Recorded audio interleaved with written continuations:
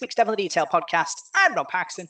We're here talking Salford Red Devils. Joining the show this week, as ever, we've got Paul Parkin. Right, Parkin, how's your week been, mate? Evening, Rob. Yeah, slightly sort of uneventful. The odd hospital trip as usual. But other than that, dog walking and trying to stay dry. I think that's been the main emphasis on this week. Yeah, weather's been awful, hasn't it? You know what I mean? We after last year's glorious sunshine for like 3 months, it felt like we just had rain. We had a bit of a brief sun moment last week, but all been downhill since then. I did sadly predict it. I said after being locked in for a year, this will be an awful summer. We'll be locked in again for another year. Yeah. It very clear. It's supposed to be a heat wave coming, so fingers crossed. Got to start believing, Parky. That's all that matters. Yeah. So we're doing it a bit different this week. We've got our YouTube channel up and running, Parky. So we decided to put the podcast on YouTube. So we've decided to have a bit of a shave and a wash to make me look self-presentable. You've got a nice studio set up by the look of it behind you. Yeah, got Paradise just there. Anyone who remembers it. Yeah, I've had to. I'll be honest. It's all a big smoke screen. This covering up lots of building work. But yeah, that'd be quite a novel idea. But yeah, we're on YouTube, and this is a man with a face for radio. So I apologise now to anybody watching, but this is what you get. This is what you get, and they love it, Packy. That's all that matters. They tune in week out to listen to us talk all things Salford Red Devils. We appreciate the support. It's fantastic. Obviously, it's grown from tiny acorns nearly 8 years ago to what we're doing now. It's unbelievable, really. Oh, it is, and you see the feedback on Twitter and things like that. And it does, it makes you feel a bit. I don't know, it gives you a warm glow. I think to know that people are out there listening because they've got plenty of things to do with their lives, and do enjoy the show, and it's good. It's good to hear. It'd be great one day to have the ability to hear what they think, as live, if you like, or something like that. But obviously, you can send feedback via Twitter and just let us know how it's going. Yeah, the world is our oyster, Park here. Who knows? We can push back barriers and sit and see where we go. Yeah, virtual reality one day. That's what it's all about. So we've got loads to go at today. We're going to look back at the Saints game, all the big news coming out of the club, and then we're going to preview the Wigan game. And also got Paul Whiteside's amateur report. So all amateur sides have started playing, Paul. So that'll be interesting to see that. Yeah, hallelujah. Good to have them back. Again, shame about the weather they've come back to, but I must admit I'm a bit fair weather at the moment. I've not ventured out to go and watch anyone, but I will do once the weather picks up a little bit. Even if I need an umbrella, I'll certainly make me tour around the amateur clubs. Yeah, it's going to be exciting. So let's start now talking about the defeat against St Helens last week. You're listening to Devil in the Detail, and this is your big match review.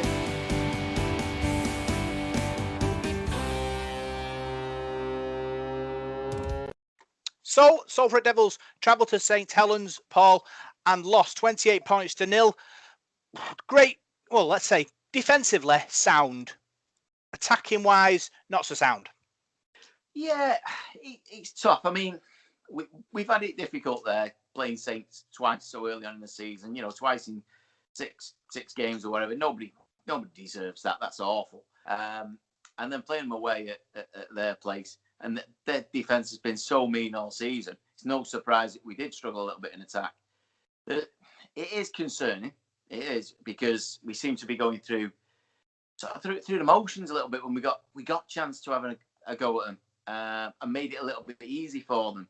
I don't think we attacked the flanks enough. We've got some great outside backs, and I don't think we made the most of them. We tried going through the middle a lot, and they just seem to lap it up. But like you say, defensively, we looked okay, and if we hadn't let in that try at the end, the scoreline would look really good, I think. But that last second, that switch off of, it's 80 minutes, and we went for 30 seconds, let them get on the front foot again, and they scored. There was encouraging signs. I mean, let's not forget how good Saints are. They're a fantastic side, and when they're on song, when they let the ball go, and it is a different style under Wolf, I will admit, to what we've seen before, but they seem to have mastered everything. Their defence now is as good as anything I've seen in the Super League era. They're really, really mean, and they did stop us playing a little bit. And again, we seem to fail to get out of our half, which is a massive issue for us, and it has been for a number of weeks, even probably since the season started. But you've got to credit their defence. Whether it was onside all the time, I don't know, but yeah, they're on you straight away, and they know who's getting the ball. They seem to be able to read us a little bit easily, but there'll be I won't say easier games as such, but there'll be games where we'll get a little bit more freedom and be able to express ourselves against teams. But you don't want to face Saints twice, not at the moment. They've got a fully fit squad basically, and it was always going to be difficult for us. Yeah, started 6-0 to Saints, try from Walmsley, and then at sort of towards half-time, Paul, we went through a period of 5 sets where we didn't complete through to errors, and I felt that kind of affected us going to that second half and the opportunity for us where we went down the wing and Tuilala here trying to throw a long ball out, and it all got intercepted, and Theo picked the ball up and scored. And I thought, because we'd made errors in them sort of the previous 5 sets in that first half, I think mentally we were trying to sort of do something because we kept coughing the ball up. And yeah, we have to be adventurous. We have to try and score tries. But at that point, it's 6-0 that early in the second half. Was it the right decision? We talk about Tuilala here playing off the cuff and being sort of the creative one. But it was a bit of a heartbreak, because if that kick goes into the right position, we go and score. But unfortunately, it landed in the Saints' hands, and they went 12-0 up. Yeah, the thing is, obviously, the errors are a huge thing at the moment. I don't remember seeing a Salford side make so many constantly. Like you say, we're just not completing sets. If you're not completing sets, you're defending. You don't want to defend against St Helens, but at the back end of a half, the first half, it's going to drain you. Yeah. It's going to leave you nothing in the tank. And then when you do get the ball, you're chasing the game, and there's that. There's an issue where you start to overplay. You start to do things that you wouldn't normally do, and that creates more mistakes. If we can control the ball and get through our sets, make them come out of their half, maybe keep trap them in their 40, they kick, we come back at them. Just a few sets like that to wear them down, to give us a chance. But it is the errors, and then I don't know what the issue is, but we give the restarts back to them all the time. The sets of 6, one after the other. It seemed 3, 4, 5 times again the other night that we'd put the hand on the ball, or we'd lay on a little bit long, and the referee would wave it back on. We can't afford to do that. These guys are too good, too clever. They will punish you every time. And if, like I say, if you're doing that and you're doing repeat sets of defensive work, it's going to tell in the end, and maybe it had something to do with what happened at the end of the game in that way with that last try. With just mental and physical exhaustion. Yeah, I think I agree with there, Parky. Richard Marshall talks about the smarts, and we seem to be sort of lacking in that area. He knows that, and I'm sure that he's looking at ways to try to improve the sort of the players' mental strength in them situations. Because obviously, if we can get ourselves sorted in that way, we can sort of turn games the other way and go get stronger and go and win. Yeah, I think you look back at the League game, and I know it's an easy one to use, and Leah, they put up a good fight again this week against Wigan, but they're obviously the weakest team in the league, and that's understandable at the time they had to prepare for the season. But once we got on top, once we'd worked things out and ground them down a little bit, and kept the ball running, that second half, especially that last 20 minutes, that's what good teams do. That's what Saints did to us. That's what other teams will do. It's about staying in the game and not making these errors. And if we can cut them errors out and stop giving them the ball back constantly, we'll have a better chance. I'm not saying we'd have gone to Saints and won. Not in a million. I don't think, the most optimistic Salford fan realistically believed that we were going away to the champions and picking up 2 points. But you give yourself a better chance. And then there'll be games this season against teams not as good as St Helens, which is most of the league, let's be honest, where those little errors, those back to ones or not completing your set will kill us in a crucial game. We're not going to keep up with St Helens this year. We're not in the top 2, 3, 4, 5 teams, I don't think. But when we play the Wakefields, the Hull KRs, Castleford, Huddersfield, perhaps even Leeds at the moment, who are having a shocking spell, they're the ones that will count, and they're the ones that will determine where we finish in the league, whether we do make a playoff spot or not. And it's just getting that right now, just cutting those errors out. We've got another big game this week, and another one the week after, or our next game. And then we've got to everything right by then. We've got to be able to control the ball and just cut these silly penalties out, and these like I say, these repeat sets we're giving them. Yeah, I think that's key. Obviously, making sort of less mistakes under pressure. I know it's a thing Richard Marshall knows about it, and he's trying to fix it up. I got to speak to him sort of after the game, and this is what I had to say.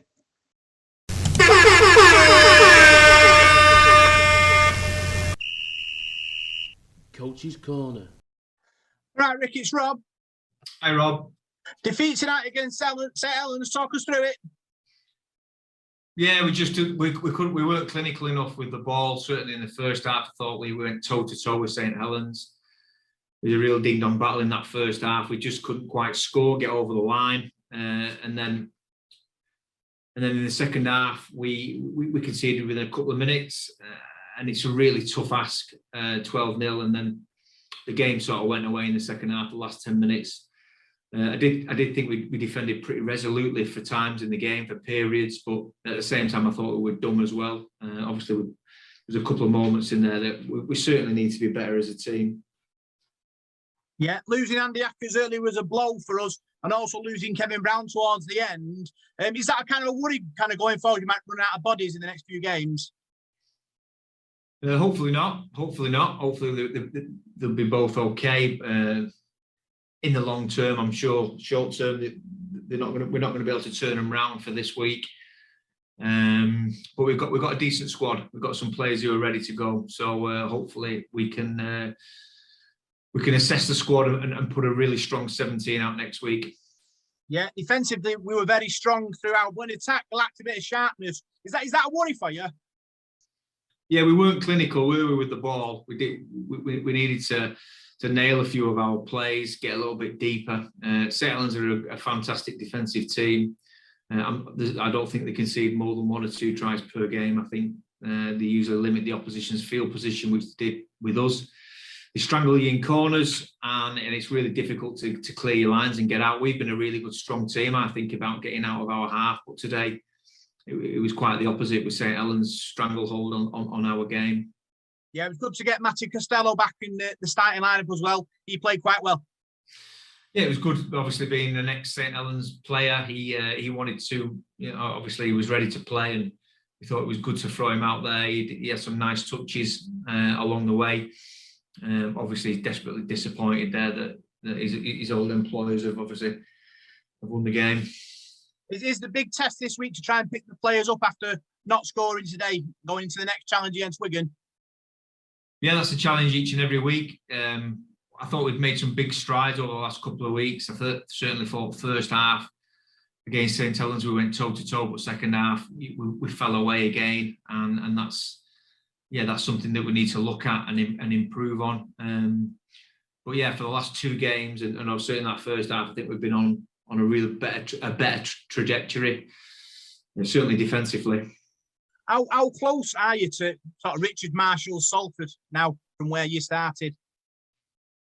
That's a good question. I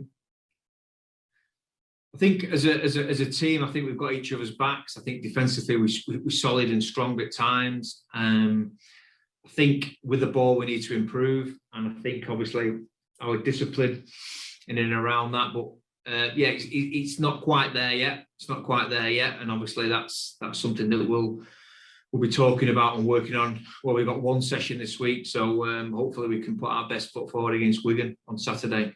Yeah, Wigan on Saturday in front of the fans. Are you looking forward to the Salford faithful cheering your name?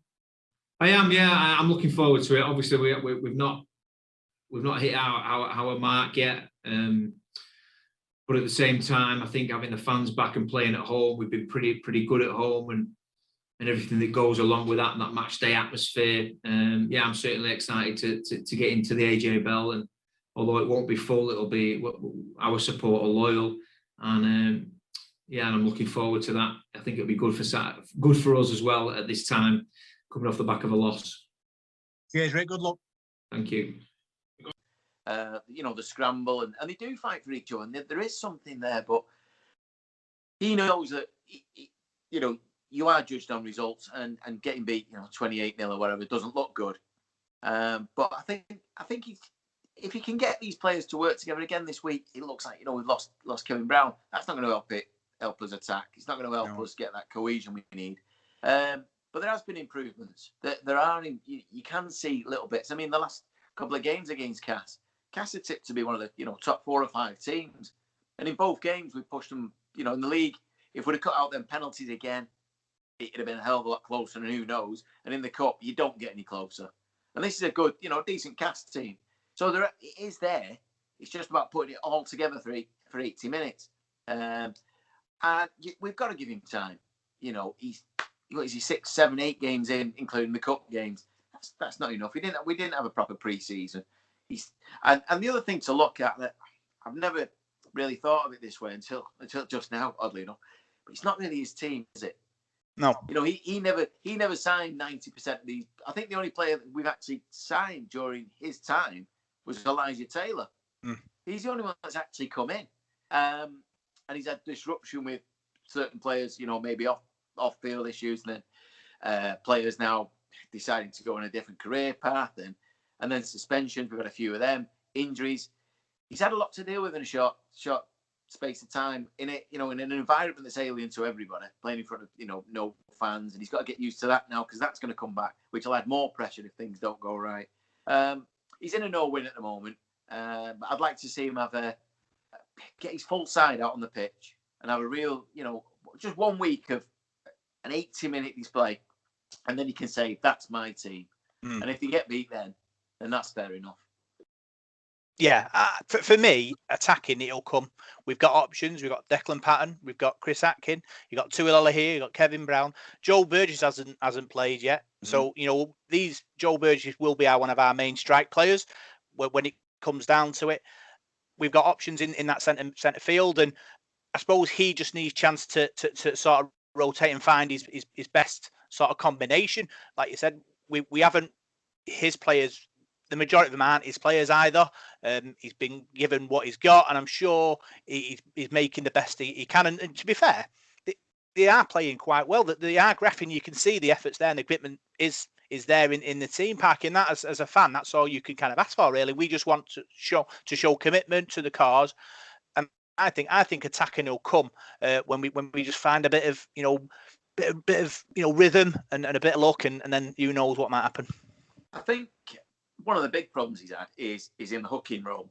Yeah. In terms of that, Andy Ackers just can't get a run for whatever reason. I mean, again, injured so early on against Saints, and we'll miss this week. And who knows? I don't know how bad the injury is, but he's been in and out every week. I'm sure that's actually right. I think he has sort of been in, then been out. Your hooker is so key in the modern game. I say it every week. I talk about James Roby, who's just a shining example of a player. But every team, Paul McShane at Cass, every single team works off what that hooker can do. And we can't get one to stay on the pitch long enough. And that's a massive issue for us. That cohesion goes out the window. I mean, Chris Atkin has done nothing wrong. For me, he's been an absolute shining star, actually, throughout the season when he's had to come in. But then you get Brown injured, and that's another problem. And I mean, obviously, Brown, he had a suspension early in the year. You do have to feel for him a little bit. Key players missing in key positions. Elijah Taylor, who started the season, is, I think, within the first half an hour of his debut, I think we could have given him Fans Player of the Year. That's the way it was going to be. Then he gets injured. These are key senior players in his squad that he needs. Again, Sarge again this week. We lost Watkins for a week. He's had no luck. He really hasn't. But like I said, once he gets them all on the pitch together, we can have a look at what he's really got. And I'm sure he'd love another option at hooker just in case now, because this could be a problem ongoing. But that's when we can judge him, I think. Yeah, looking at the stats, Parker, Elijah Taylor with 36 tackles, Lee Mossop with 28 tackles, Sebastian Ikafor with 29 tackles, Ryan Lannon with 34 tackles, and Chris Atkin with 38. Forwards working hard, making tackles, like we said. St Helens are a good side. They move the ball about, and we have to work to keep them under control. I think we did that. I think defensively we were quite solid. Even though Saints did score tries, I don't think they cut us wide open throughout, and we made them work for every try that they scored. Yeah, very much so. Like say that the defence was really good. Did you just say Chris Atkin made 38 tackles? Yeah, right? 38 tackles. Wow. I was wondering if he could walk at the end of the game because he's not the biggest of lads, is he? You know, and being stuck in the middle there. I know hookers generally do lots of tackles, but that's impressive. Yeah, no, they didn't. And you know what Saints can do to anyone on the day? They'll tear teams apart this year. You know, there'll be somebody will get a thumping somewhere along the line, a real thumping. And we did stay in the game. And like I say, going into the last 30 seconds, it's 22-0 away at St Helens. There's times in the past when I've been to Knowsley Road or even the Totally Wicked these days, but I'd have jumped for joy at that kind of scoreline. Yeah. You know, we've had 40s, 50s, 60s put on us for years going there. And then this is a great Saints team. It really is a good Saints team. Back-to-back champions. And that was the encouraging thing. The only thing, obviously, the downside is we didn't look like scoring. At no point did I actually think, you know what, we've got these here. We can get... That's the only problem. But the players are working hard enough. They just need that, perhaps that rub of the green and cut out the odd individual mistake. But defensively, yeah, Saints really had to work to get over us, and I'm sure they knew it at the end of the game. Yeah, looking at the stats, the meter makers: Ken Seo 110, James Greenwood 89, Dan Sargent 122, and Watkins 102. Dan Sargent banned for 3 games, Parky, for an illegal throw during the game. I saw it on Twitter. I didn't see it. I didn't see it as a 3-match ban. But what did you think? Look, I can only think that it's something from his past, that maybe he's been done for that before, or some. I don't. If going back to a conversation we had, was it last week before? If racially abusing a player gets 8 matches, right? Throwing someone in a sport where, well, tackling and throwing is part of what you do, maybe it's bad technique, gets 3 matches. I don't say the crime and punishment don't match. No. 1 match would have been fair play, you know, but 3 matches. I don't know if it's something left over from, because I know he had a couple of issues last year, didn't he? He had to go up before the Beak and have a chat. Obviously, you know, I don't know whether it's something in his technique the RFL has spotted and want to stamp out. I don't know, but it doesn't seem fair. And I'm sure if he'd have been wearing a Saints shirt that day or still been at Wigan, there wouldn't have been a 3-match ban coming for him. But he's a massive loss. I want to see him back in the centre, by the way. For me, he's not a fullback. Just not gonna. It's not gonna happen. Great returning the ball, but he's a centre. He's made a career being a centre. He could be an international centre in the World Cup if he gets his head down and gets to play there. I think he'll miss out because he'll get pushed around the team and he will play anywhere for him. That's the other thing with him. When you watch him, he's kamikaze. He just dives into everything, and that's where he'll come out with injuries and so on. And he is fully committed to the cause. You know, you can see that. And he's probably frustrated again when he did that the other day. And I know there's a few afters with Lomax, wasn't there? But he's been harshly dealt with again there. And 3 matches that's tough, especially considering obviously one Wigan this week. I think the other one's Warrington. I think is it Wakefield after that or something. But we'll miss him. We'll miss him massively. I think we'll miss him really badly, and it was like I say, it was a nothing challenge. You see that happen all the time. Yeah, I think the referee gave it because his legs went over a certain sort of angle. Yeah, I suppose it did. I don't think it was dangerous. I don't think it had any kind of he wasn't going to land on the guy's head. But I suppose rules are rules, and the people who make these decisions decided to ban him for 3 games.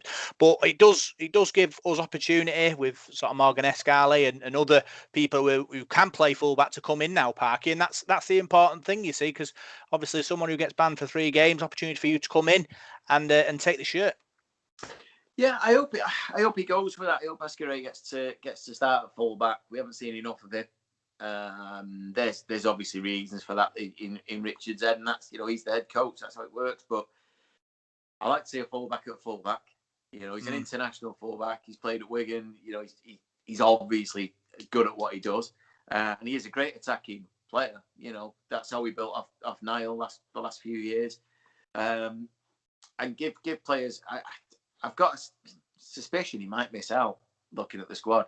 I think he may go with Elliot Kears at fullback, who's named in the squad, and probably put the vet in the centre again.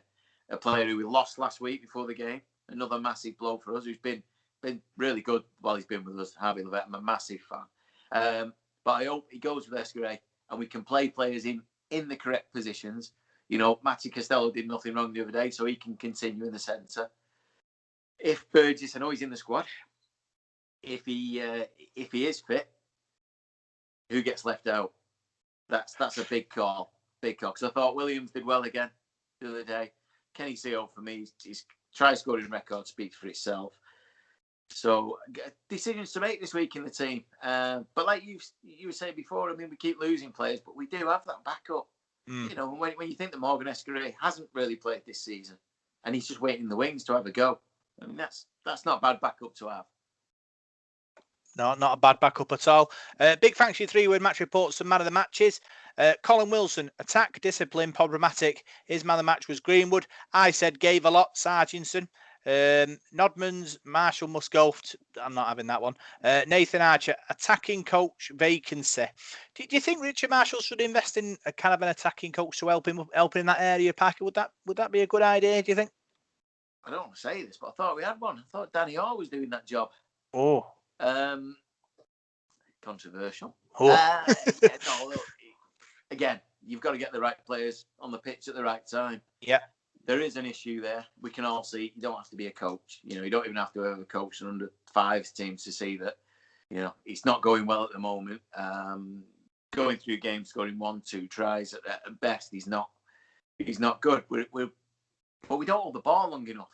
That's where my problem is. You can't set up a play. You can't build, your 4 or 5 tackles and then try and play off the back of that if you haven't got the ball. And that's where our problem is.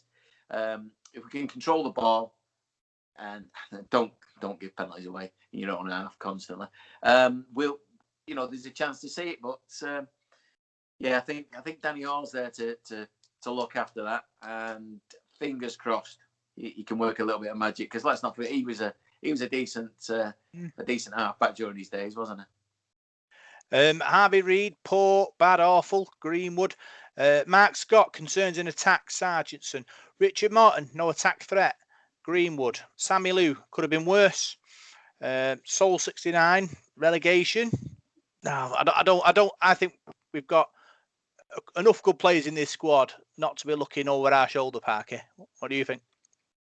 I think there's 2 sides to that. I think, yes, but they've got to play. It's not, you can have all the best players in the world, but if you don't play well, or, whatever, you lose form, injury, that's not going to matter. I mean, let's not forget Leah only 1 win and Wakefield behind us. That can come at any time. That's not, we're not secure. Let's not think, we'll rely on Lee finishing bottom, because that's not the target.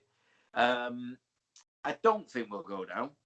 Anything can happen. The last 2 years, well, let's say the last 3 years have taught us that. We were in a grand final, cup final, we've had a global pandemic at the same time. Anything can happen. But I think the squad we've got is good enough to stay up. And when it comes to the crunch, we should be able to pick up enough wins.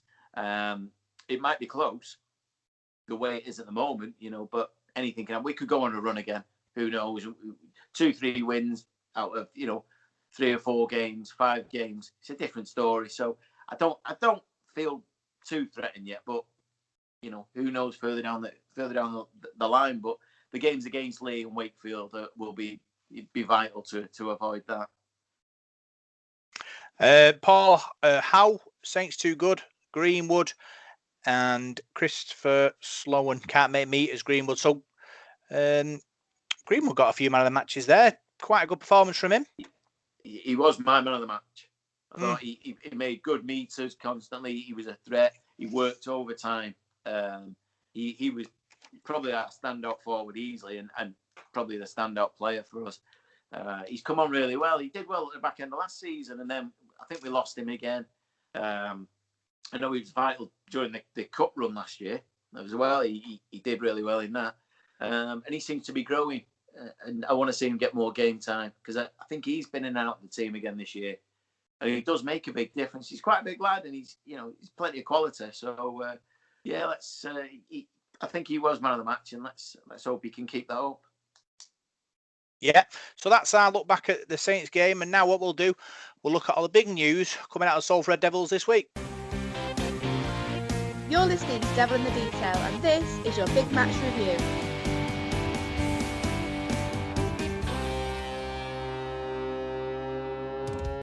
Paul, with the test event happened on Saturday. I think it was 1,000 fans down the AJ Bell Stadium, put on a nice sort of event. We had Paul King comparing it, interviews with Richard Marshall, Paulie Paulie, Lee Mossop, other players, while the kind of players sort of train behind them, which is good. I think obviously us fans, it's been a long time, Parker, since we all managed to get into the AJ Bell Stadium. So it's good for the lucky 1,000 to get in and experience that.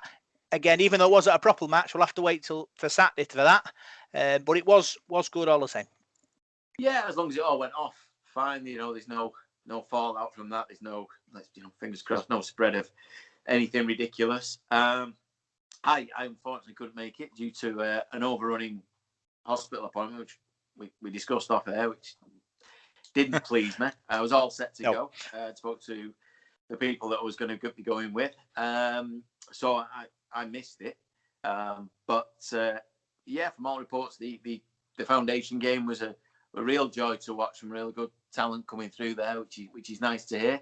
And chance to see the players and, like you say, just get back to the stadium, get that feel of it. And because it'll be alien to me when I get there on Saturday, I'll be like, this feels strange. In fact, I probably feel more comfortable even there now. But yeah, it's good to see that it seems to have gone off all right, and there'll be a few little tweaks they'll have to make, obviously, for this week with the tickets and things like that, and making sure everything flows properly. But nice that people could see each other. I think that's the other thing that Salford fans, I think a lot of the time we kind of rely on each other to keep ourselves going and stay sane watching Salford.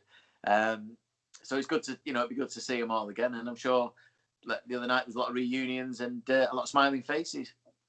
Yeah, I ain't gonna lie to you, Park. It did feel a bit weird. It felt like kind of a friendly. When the pre-season friendly, like your first one or your second one, where we all just sit and watch the match and watch players and things and start starting, yeah, he's good. You know what I mean? You do that, don't you, in your pre-season? Yeah. And I felt like it was like that. Red Angels danced, and then, like you said, the Red Devils Development Academy played. They played sort of a Welsh college. And won 46 points to 12. Parky, very impressive performance from the boys. The Welsh lads, for me, were a bigger set of lads, and I thought they managed the game really well. The Salford team. Try scorers on the night was Clifford Palfrey, Callum Hughes, Ben Walton, Connor Aspey, Callum Hughes, Seamus McManus, Nathan Connell, and Morgan Kelly all went over the line. For Salford, and they were very impressive. I thought it was, I think, you've got a couple of kids in there, the fullback and the scrum half in particular, and Connor Aspey showed very good glimpses, I thought, throughout the game. So they might be a couple, at least three, to keep an eye on. Yeah, it's the first step, isn't it? Until we get our academy back and everything else. These are, this is the way they're going through this college sort of thing, and it's good to hear. I got regular updates, I really did, and. From people who sometimes can be, they'll put it straight. They won't sugarcoat anything. Right. Even I was saying how really impressed they were, and some of these, like, there was obviously jokes of get them in for this weekend and that kind of stuff. But they were, they sounded really good. And like you say, these Welsh lads are all, big, a lot bigger and everything. It just shows, doesn't it, that you don't. Maybe it's not size and bullying teams that you do. It's how you play the game, and perhaps. I don't know what we were saying before about the attacking side of our first team. I hope they were watching. Yeah, making notes. The players were there. They had a little walk around, waving to the crowd, so they knew. I wonder if they stayed around and watched you. You never know, because obviously, these are the future of our club, aren't they? These kids coming through, and who knows? In sort of 5 years' time, we could be singing the names. You never know. Well, I mean, what an honour for them lads as well, because they'll all be local lads and they get to play on the turf, and in front of fans. I mean, that's a massive lift. It's a different when you're playing in front of 2 men and a dog. There's not the pressure's not there. Obviously, you want to do your best every week, but when you've got all these eyes looking at you, the nerves and everything else, I don't want to make a mistake. You could have family and friends and whoever else there, and like I say, Richard Marshall and the coaching staff, Paul Rowley, watching over you, thinking this guy might have a chance in a few years. A lot of pressure. So it's good to see that they've handled it well and got a good result. I know they're doing really well, these lads, aren't they? They've had a really good start. 4 from 4, Parker, they are 4 from 4, which is pretty impressive. So yeah, full credit to the guys behind it, the coaching, the foundation guys, and obviously we talk about the job they do all the time, and the fact that we don't get a chance to sort of sing and dance about it, Well, there you go. That it's on the pitch at the moment. You can see it. Never mind what they do in the community. So yeah, fantastic, great to hear. Yeah, talking about the community, we've got a podcast coming up with Paul Trainer. He tells us all about what's happening in the community and the amateur clubs, and now the club are trying to sort of bring it all under one umbrella. From what he told me, it sounds all very impressive. It's well worth listening to. It'll be out, I think, Sunday now. It'd be well worth tuning in for that, Parker. Yeah, I'll certainly be listening to that. I've never met Paul, so I don't know him, or well, I might have met him, and I just didn't know his surname or something like that. But they're doing a lot, aren't they, behind the scenes to get the community together. They're doing so much with the amateur clubs, and it'd be good to hear, because that's what we need. That's what we've neglected for so many years, and it has let us down. And how many players have slipped through our fingers because we haven't stayed in touch with amateur clubs and everything else. Gone on to Wigan and Warrington and wherever else. So we hopefully we'll get first dibs on these lads coming through because of the work that's being done now. And, who knows, in 5 years' time, 10 years' time, 5, 6, 7 local lads in our team again. And that'd be, that's what we all want, isn't it? Yeah, I think we'll try and get him on here with us next time. We'll have Paul Whiteside, Paul Trainer, and Paul Parkin. So send thought and prayers, this way, which is something to think about. So yeah, other news. Walking Rugby is starting at Eccles College every Tuesday. Starts on the 25th of May. Parker, you were when you were young, you played a bit of rugby. How do you think about Walking Rugby? Well, I think if you asked most of me teammates at the time, they probably said I did play Walking Rugby. Yeah, 5 years of it. I think it's a great idea. I wouldn't mind giving it a go, I'll be honest. Just to get myself back into some level of fitness and so on. But it's a fantastic idea. Somebody did mention, maybe my brother, he was driving away from Eccles College. His lad had been playing football there. And he'd seen a certain well-known Mr. Alan Bradshaw with a ball in his hands. And I thought he must be doing some fundraising or something like that. And it turns out that it's this Walking Rugby. Brilliant. I might actually have a go at it. I don't suppose there's any age limit on it or anything like that. It's just be good to get out. It'd be a good laugh and get my hands on a ball again. Yeah, I think it's a great thing. I've always said, Parker, if I could play rugby league, I could play John Madden, I'd be the best player in the world. I think Walking Rugby might be the goal between, John Madden rugby and real life rugby. I think I might be all right, because my only problem was when the gap opens up in front of you, and you think I can go through that, and then suddenly it just shuts in front of you. Yeah. That was always a big problem for me. Yeah, it's and you want something probably. Well, speaking for myself, a little bit less painful than the real thing. It's there's certainly days, following a match where it might take you 2 or 3 days to actually get back to walking properly. So this might be a bit more sedate for me now, and probably the level I'm aiming at. I think my professional career's gone by the way. So and then it gives me a chance to practice what I preach, I suppose. See how easy it really is. And you'll probably end up looking like Cameron Johns again. Maybe. I'm glad you said that. Yeah. I'll say if you want to get involved in that, contact john.blackburn at srdfoundation.co.uk or ring 0161 631 522. No, sorry, 5252 and organise that with him. Other news: Elliot Kears is on his way out. He's going to Bradford. Going to play part-time rugby, Parker. He wants to be a fireman. He wants to obviously have a career outside rugby. I think he's done really well for us. I think he'll be a miss.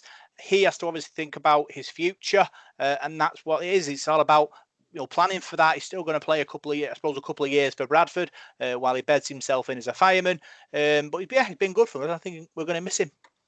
Yeah, his versatility's been great, hasn't it? Obviously played centre and at full back, and he could have gone on the wing or anything. Yeah, it's a loss. He's done really well. He certainly went at the start of the season. He wouldn't have been the one that would have gone. He's going, he'll be in the first team. He'll be a backup, but he wasn't. And Richard Marshall obviously saw pre-season how hard he'd worked and got himself into the team, into the lineup. He started the season off, didn't he? He was in the first game.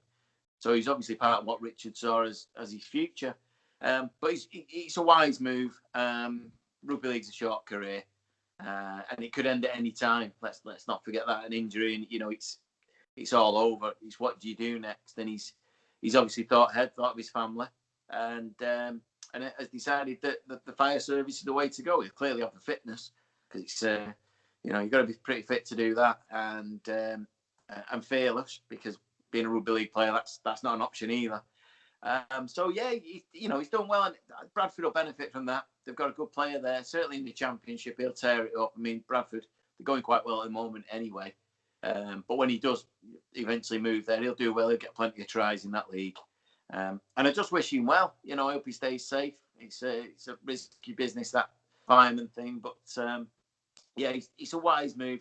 It's a shame, but it's come around when it has. We couldn't have got another full season out of him, but no, fair play to him. You got to move on. Like I say, it's a short career, and I just wish him all the best. Yeah, I think it kind of shows what kind of modern player is all about, because they're looking at sort of the career after the rugby, and he's could have easily, what players have done sort of 15 years ago, 20 years ago, is just finish playing, go play a couple more years, and then just sort of buy a pub or something, and just sort of like vegetate away, and maybe lose the pub, and then you're sort of in a bit of a mess, aren't you? But he thinks, I want to get a career off the bat out after rugby, and this is a good thing for him. Like you say, fireman, it's a tough job, in the current climate, and we wish him all the best, really, because he's been really good for us.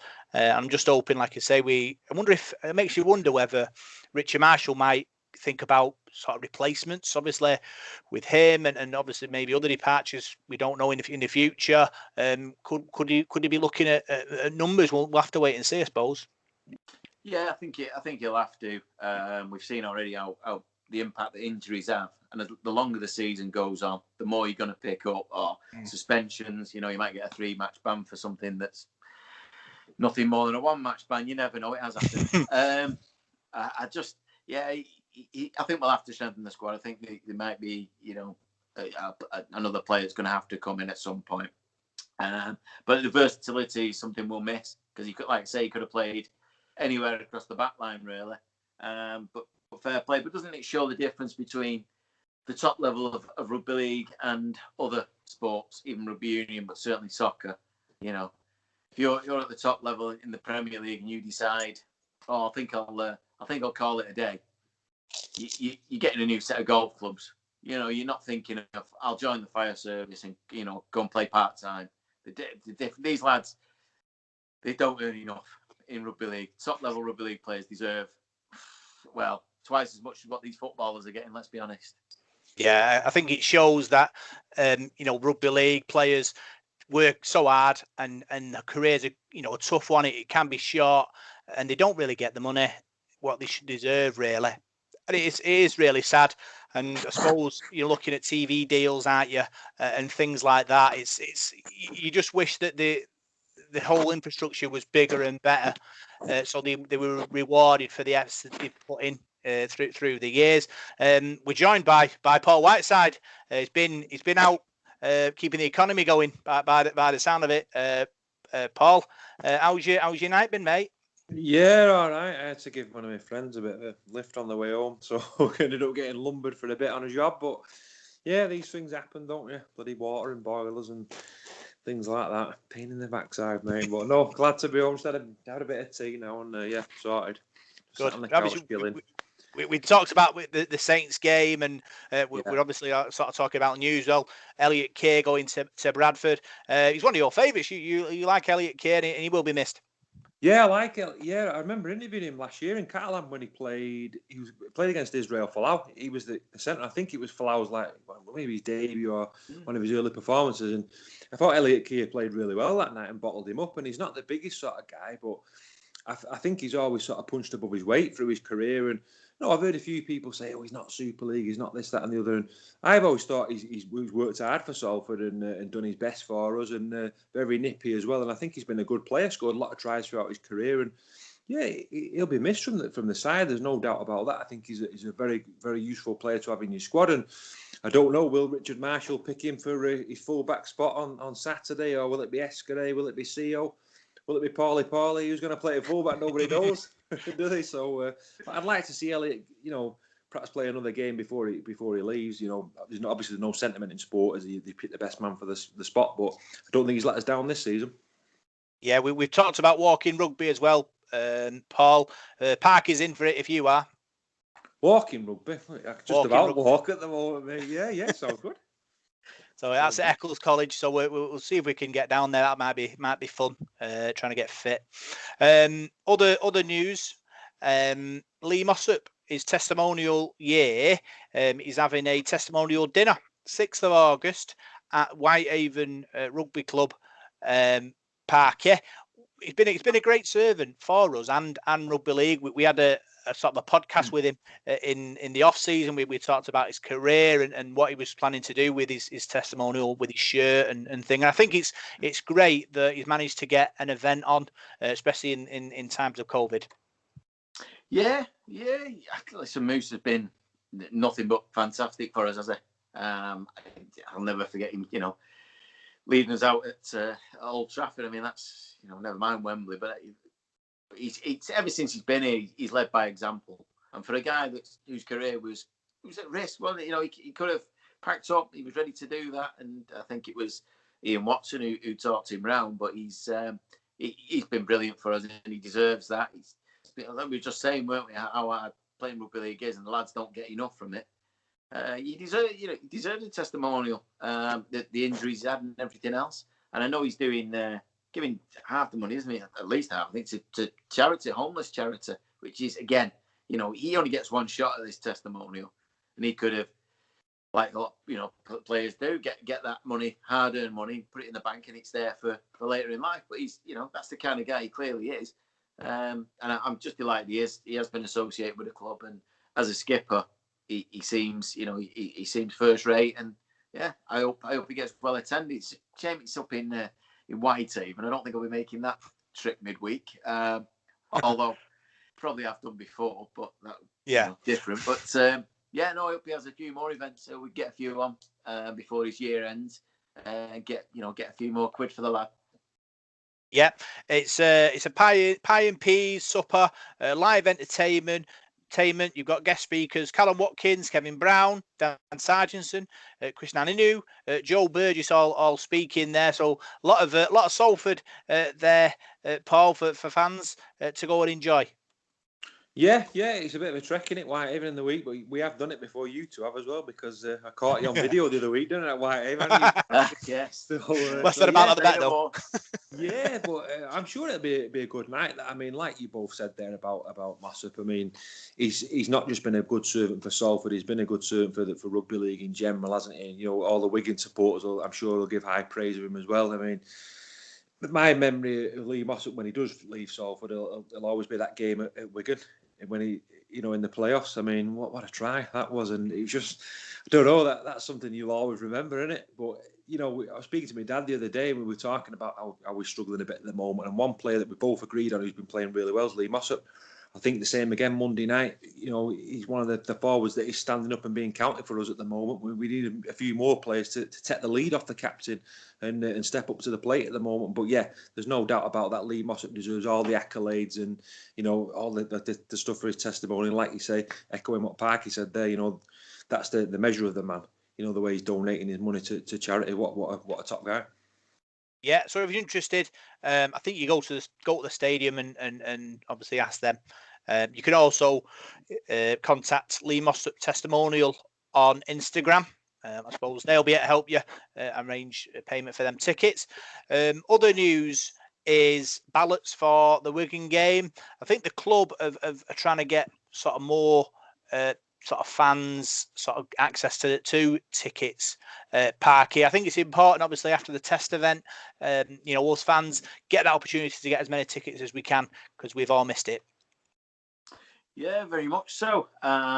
It seems to have been a little bit, I don't know, just reading certain comments today and everything, and myself included, having a little bit of an issue getting hold of tickets. It seems a little bit more tricky than I was expecting. And I know we've sent something like 400 over to Wigan as well, which surprised me, because I didn't think it'd be an occasion where any away fans would be there. Obviously the club have made that decision somewhere along the line. I just hope everybody who has applied, certainly all the season ticket holders, get their what they've asked for. Again, it's not exactly convenient. 1 o'clock kickoff on a Saturday for a lot of people, so maybe people haven't taken up the chance because of that. I'm sure it'll all get sorted, and we'll all be in there again, and fingers crossed watching a decent game. Yeah, big shout out to Marcel and the crew behind the scenes, fielding all these queries. Paul, I suppose it's a difficult job at the best of time, but obviously in this situation where the game's coming up and people may have not received emails, things like that, the ticket office and the people behind the scenes are working as hard as they can to help us fans. Yeah, it's not easy, is it? I mean, years ago, you got a paper ticket, went to the game, got it pulled off, and that was it. But it's like, I've just got off the phone to my dad. He phoned me before panicking, saying, Paul, I've applied for this. I've not got this email. So I said, well, check your junk, check this, check that. Text me back, yeah, it's in my spam folder. So he's phoned me back now saying, how do I download it? How do I put it in this Apple thing? So I've just been on the phone sorting it out for him, and screenshotting stuff. So, the older generation. I mean, I'm a bit like that. I'm a bit hopeless with things like that. So, yeah, if you've not checked your spam and your junk, make sure you go in there now and have a look for it, because I'm sure your email over there. But I just hope everybody, like you said, everybody that's applied for a ticket, season ticket holders, get in there. So I don't know how many season ticket holders we have, but I just hope everybody gets a ticket, and I'm sure they will do. Yeah, I would say me and my dad had a bit of an issue, but they sorted it out at the stadium for the test event, which is great. Obviously, you ask them to solve it, and they do, and that's what it's all about. So that's all the news this week, and what we'll do now, Paul, is see what's happening in the amateur scene, because obviously your first amateur report of the season, and it's a good listen.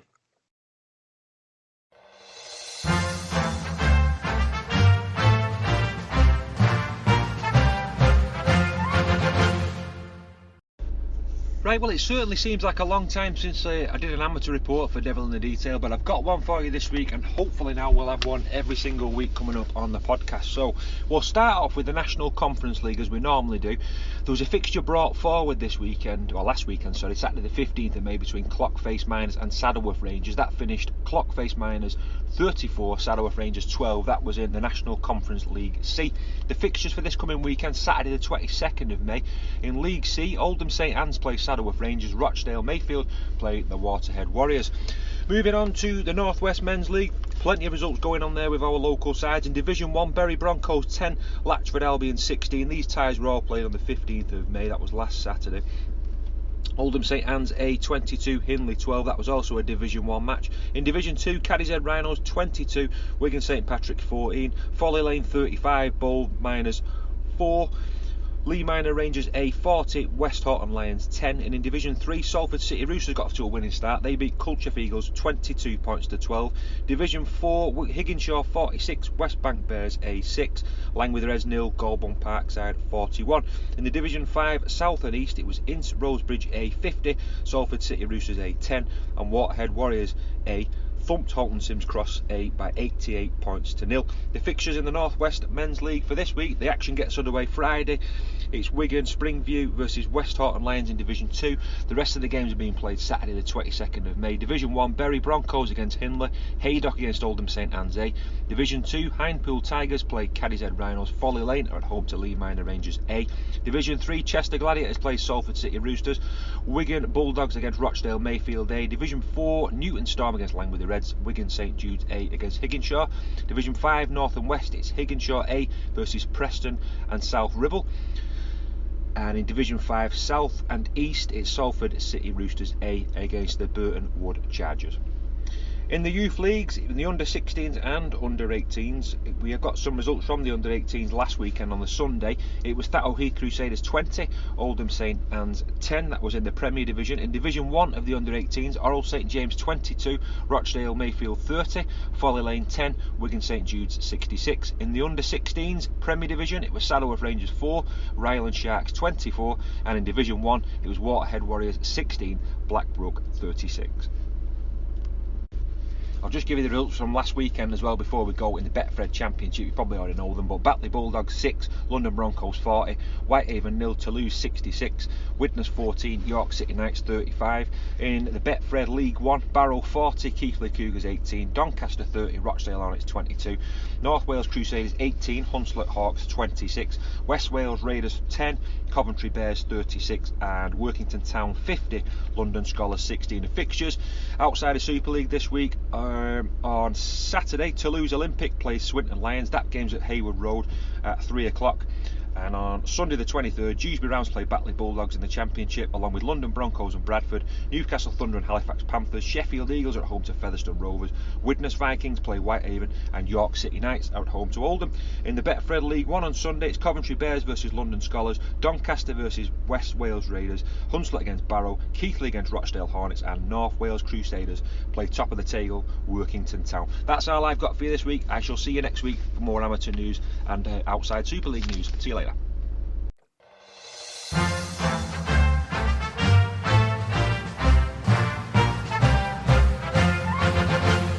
Speed yet. I think national conference and that starts shortly. So, but nice to see Salford City Roosters got a result. It was good to see them win. You know, they've had a tough time, haven't they, as well? And all right, dropped down a couple of leagues, but got off to a winning start. So, yeah, enjoyed doing that and hoping to get to a few games. Once I get a minute away from these boilers, I might be able to go to a game or two. So, yeah, it was enjoyable to do it though. Yeah, it's been great. Obviously, a big part of our podcast, the amateur scene. Obviously, amateur clubs in the area. If you're listening to this and you've got news to tell us about your club or anything like that, feel free just to drop us a tweet or an email or a Facebook message, Parky, and we'll spread the message as far as we can for you. Yeah, absolutely. Like I said before, can't wait till the weather books up and I can start getting out again and watching them. God, I've gone soft. It's awful. But yeah, no, just going on that and Salford the Roosters, like you mentioned. I've seen their new playing strip today on Twitter. It looks fantastic. Back to the old days, the green and gold. It looks a really smart strip. Better than some of the professional teams, I'll be honest. So yeah, it's good to see. But it's nice to see that they're all back, and fingers crossed now it can be plain sailing and they can get some decent weather to go and play and get the kids out and obviously all the way up to open age and let's get back enjoying it. Yep, celebrating 40 years, Parky, with the new strip. Obviously, one of our main amateur clubs in the area, and for 40 years, what a great time to celebrate with a new kit. Yeah, great club, great people have been involved there for many years. A lot of people invested a lot of time, as they do at all clubs, and all the amateur clubs. Without these volunteers and these people just doing it out of the love of what they do, the game would go nowhere, would it? Because as we've mentioned before, the lack of funding is alarming at all levels, but certainly at that level. And I hope they have a great, really good, successful 40th year, and the clubhouse will be, coming on, and hopefully I'll get down there, go and watch a few games, go and have a pint with maybe a few familiar faces. But it's great to see them all back. Yeah, and they got a black tie dinner organised on the 9th of July, Friday the 9th of July, Beaulieu Park Hall. I think it's £54.49. 3-course meal, entertainment, dancing, over 18s only. So if obviously you've been part of Salford City Roosters in the past and you want to get involved in that, go on Twitter handle and which is Salford City Roosters. And it was Salford Roosters, sorry. And order your ticket and enjoy the night. So that's all the amateur stuff. And what we'll do now, we'll look forward to the Wigan game on Saturday.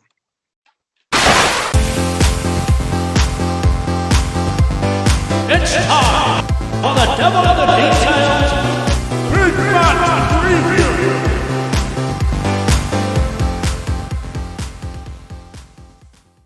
So, Salford Red Devils face Wigan on Saturday at the AGA Bell Stadium. First game in front of the fans and another test for Richard Marshall's men. Paul.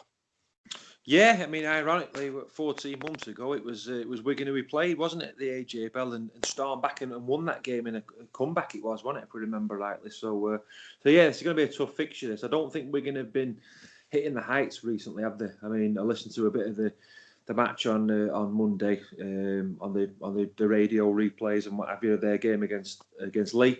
And they were losing 10-0 in that game, I believe, and 16 all at half time, and ran away with it in the second half. But no, we're given a bit of a stern test there. So I caught a bit of the game in the cup they played against Hull.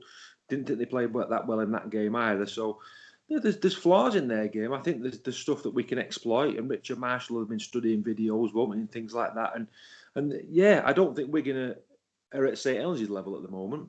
You know, I was very, very impressed with St Helens on Monday, especially that second half. The way they played. So yeah, this is a game we've got to be targeting now. I think you've got 3 matches against Saints, Wigan and Warrington. We need to win one of them at least, I think. And this is a big game for us now. I mean, you said to me on the radio on Sunday about us making the playoffs. The $1 million question, Paul, do you think they'll make the playoffs? And we've got to start winning. You know, if we're going to make playoffs and finish in the top 6, you've got to start winning matches. We're behind the 8 ball already, aren't we? You know, Hulkins Rovers got 3 wins already. So we need to start winning. I think with the crowds coming back on Saturday, this gives us an ideal opportunity now to kickstart our season and, give Richard Marshall a bit of a leg up. As I mentioned last week, he's not played a match in front of a crowd yet, has he, in front of the Salford supporters? So let's hope he gets a good welcome and we can get a result. Yeah, Parker, I asked Paul on Salford City Radio Sports Zone whether Salford would make the playoffs, and now I'll take this opportunity to ask you, Parker. Do you think Salford will make the playoffs this year? Sorry, Rob, couldn't hear you. No, I'm going to be brutally honest. As it stands now, I think not just our form at the moment in terms of not scoring enough. I think that's got to change. But I think the other teams have surprised me a little bit. Certainly, like Paul said, Hull KR, I didn't have them down for wins at all. But even the games they've lost, they've been really unlucky. Wakefield, their endeavour against Leeds the other night, deserved 2 points, and they were harshly punished for something that I still don't agree with. I think the referee got badly wrong, and I think they've had a couple of them, whereas we've not. In the Cup, we were close against Casper. Other than that, we've not had them performances. And so as it stands, no, I've got to be honest. But like I said before, it only takes 2 or 3 wins in a short period of time and the whole thing's flipped on its head. Yep. Another team may get injuries, lose form, whatever. You know, we've been unlucky. Like I said to you before, we've lost so many players in key positions constantly. Obviously, Livette went before the game last week, and then you lose Ackers, and then Brown, and then Sarginson through suspension going into another week. Where does it stop? And we need that. We need to get the best team on the park, and then we've got a chance. And before the season, we all 3 of us, we all thought we had a great chance of finishing, even as high as probably top 6. As it is, we've had a tough start. I said before, we played Saints twice. That's not fair. In the opening 6 games, that's not how it should be. We could do with getting rid of this Luke fixture to start with, but there are games to come that are going to be winnable. As for this week, like Paul said, Wigan aren't Saints, but they also don't lose and they don't concede that many. I find Wigan more methodical, more machine-like, if you like, in what they do. They have a structure and they stick to it. There's not always that off-the-cuff play, and yet they've got players, as we well know, that are good at that. Jacko being there and French and people like that who can just turn a game on its head in a split second. But I think they have a structure and they stick to it really well, and they'll grind you down. And if we don't control the ball like we've not been doing, and we keep giving it them, then again we'll be on our knees in the last 20 minutes of the game, and they could do some serious damage. However, I will say they are beatable. From what I've seen of them, they do have weaknesses, like Paul said. You know, Lee have exploited it twice in both their meetings. They've got to great starts, and Lee, as I said before, I don't really, sound awful to them, but they haven't got what we perhaps got in the squad. They've got some decent individuals and they start well, but they can't sustain that. I think we're in a better position than that. We've got really good players, even though we are missing players. And if Wigan don't do everything right and maybe playing in front of the crowd, who knows, it might affect them as well. You've always got a chance. We're at home. It's a big game. This, we get anything out of this. What, like this time last year, it could be a turning point. Yeah. And hopefully it won't be. If we do win, there won't be a global pandemic following day to end it all again. But I think they are beatable. But they're a fantastic team. And again, you just got to look. They haven't been beaten yet. But it will happen at some point. Yeah. Big games against big teams create big moments. And say we beat Wigan, opportunity to get a roll on. I don't think the playoffs are too far away. I'm confident if we can string a few wins together, momentum builds, Paul, and then who knows what might happen. I'm confident in this bunch of players we've got. Richard Marshall's kind of working his magic. We know defensively we're quite sound. We're trying to get the cogs moving attacking wise, and that'll come. I spoke to Parky before you came on air. We've got options in that centre field position, and you're kind of hoping that it'll click soon, and then we've got the strike players out wide, like Ken Seo and Joe Burgess and Reece Williams, who will score tries. Callum Watkins, if these boys get good service, they'll score tries. So I'm just hoping, like I say, we get a good result against Wigan at weekend, and then that gives an opportunity to build on from there. Yeah, that's what you're looking for at the moment. I think Parkin nailed it there when he said about Wigan, the structure they play to. That's something we're not doing at the moment. There doesn't seem to be any structure about our play. Attacking wise, it's very much off the cuff, and it has been all season. We don't seem to play into a game plan, and that's where I think we're missing out. I was chatting to a few supporters this week on the WhatsApp and what have you, and we were saying we've got a cracking back line. We've got two of the best centres in the league. We've got Seo, we've got Joe Burgess to come in. Reece Williams, who I think has been tremendous. I thought he had a cracking game again on Monday. I know he's a winger and he's not like a match winner, but the amount of work he gets through, he's a proper steady Eddie. Never does anything wrong, works his socks off, never drops the ball. So you've got really reliable three quarters, but they never get any service. They never get any ball. So I know Kevin Brown went off injured, but for me, the Lola here situation, not really. I don't know. He's not working at the moment. And I mean, Tui's a good player and he does some good stuff, but I don't know, gone missing in a lot of games and not really stamped his authority on it. And we need that at the moment. We need that sort of structure. So yeah, we are waiting for this to happen, but is it going to happen? So we'll wait and see. I don't think Richard Marshall has sussed out his spine really, has he yet? And I mean, the hooking role for me has been a tough one because you've had injuries. Andy Ackers has been injured. We've tried Danny Addy there. You've never really had a guy who's nailed it down. We like Ackers, but then he's injured. He got suspended, so that's been a struggle. And just while we talk about suspensions, Dan Sargent in 3 matches. That Peter Matauti did the same thing against us for Cass. We didn't get a penalty. I think we got a penalty in the game. We didn't get banned for it. So where's the consistency? And while we're talking about referees, it's funny. When I went to the Saints game on Monday, I went into Costa for a brew before the game, and Scott Nicolaus walked in. And he sort of said hi to me, and he came and sat down, and I don't know if he knew who I was, but he started talking. I said, "Oh, are you going to the match?" And he said, "Yeah, I'm the touch judge." And then Liam Moore come in then, and he sat down, and I was having a bit of a chat with him about things and about the video referee, and it was funny to hear what they were saying, and they were sort of saying to me, "It's been great. We know crowds in." And he says, "We're dreading the crowds coming back because we've had it really, really easy."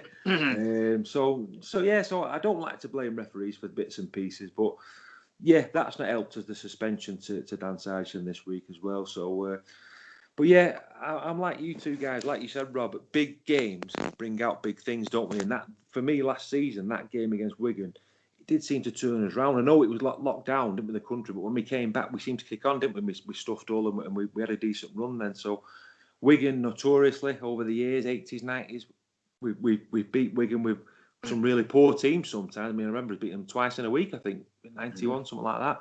So players can raise the game for this. If you can't raise your game for the game against Wigan, St Helens, teams like that, well, you're wasting your time, aren't you?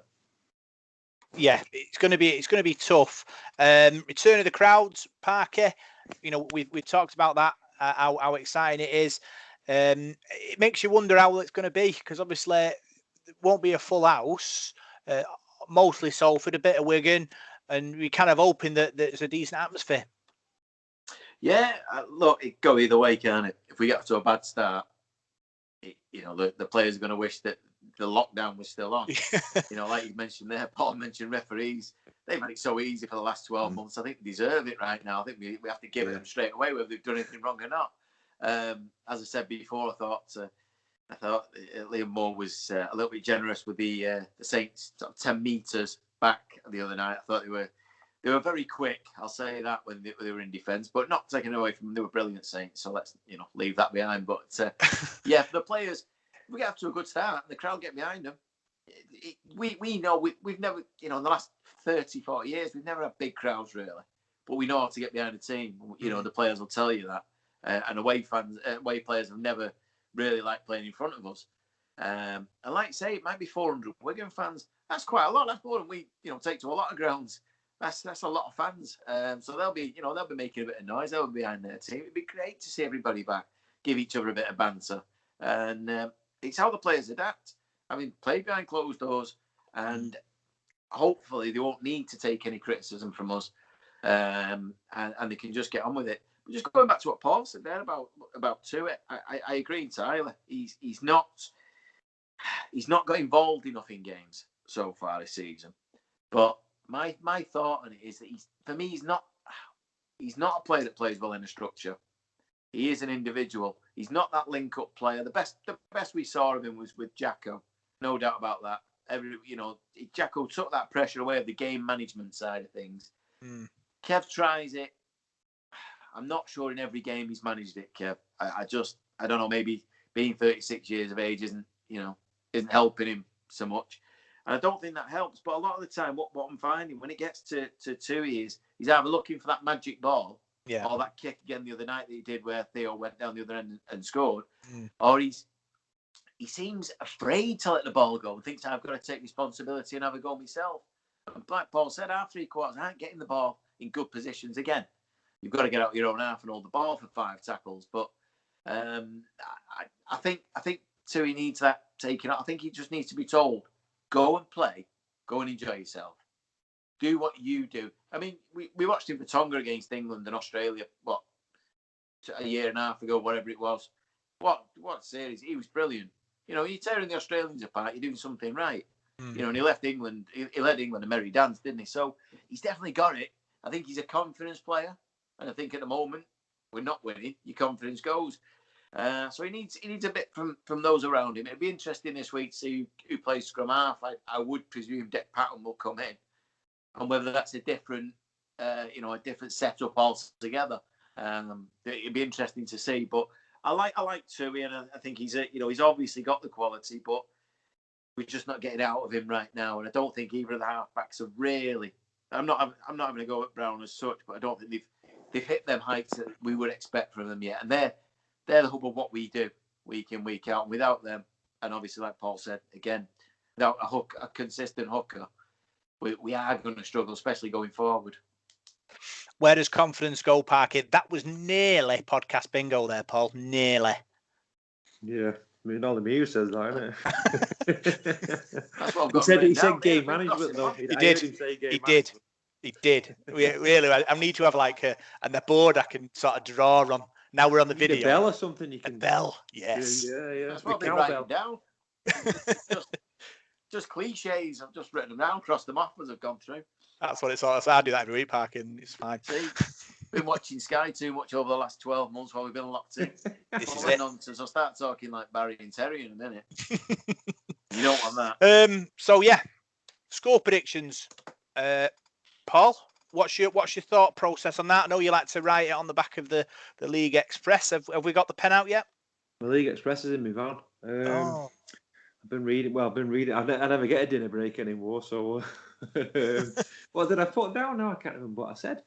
Do you know what? I was chatting to my dad about it. I've got some. I'll tell you what I've got now. I've got some AirPods, and they're brilliant because when I've been to the match now, I can put them in and I can phone my dad on the way home and discuss the game for him all the way home. So, because he watched it on his iPad, he watched it on the Our League app, and we were saying about the Wigan game, and he was sort of saying to me, I don't know if we can score enough points. So if we need to beat Wigan, you're probably going to need to score 20 points, 24 points, and can we score that many points? So I'm going to back Salford because I always do. I'm not like Parky who backs them on here, then on the prediction league goes against us. But no, I'm going to go. I think it'll be tight. I think it'll be a tight game. I'm going to say the magical 24. Salford 24. Yeah. Wigan 18. 24-18. Is there a story behind that, Paul? No, not really, mate. I think it's going to rain in it on the weekend. It rains every day, doesn't it? I think. So, I know you're the weatherman. Tell them what's your say. Well, I remember on Monday thinking to myself, it's peanut now. We might have a chance of that against St Helens. And then when I got to St Helens, it was bone dry and cracking the flag. So no, there's no story behind it, mate. 24-18. Parky, what's your prediction? What's your thought process?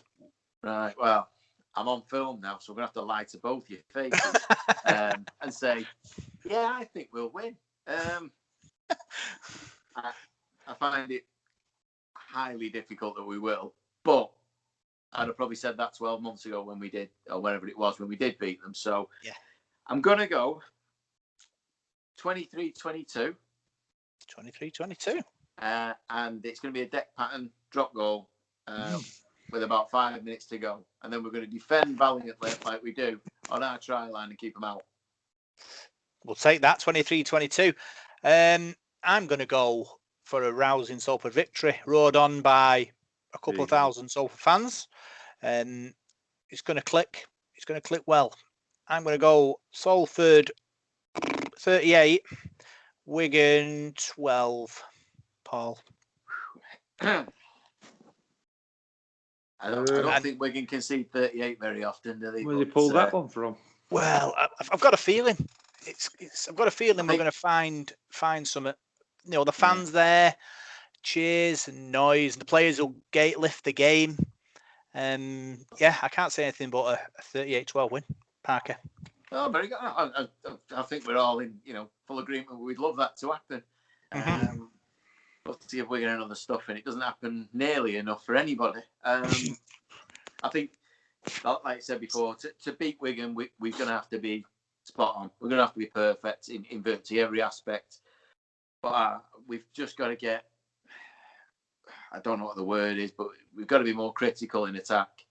We've got to hold the ball for sets and grind them down because they're as fit as fiddles anyway. They'll stay in the game all the way through and they'll make us work for it. Keep Jacko quiet. That's the first thing, and build from there. They've got a big pack, but so have we. We've got some big lads in there who are doing okay.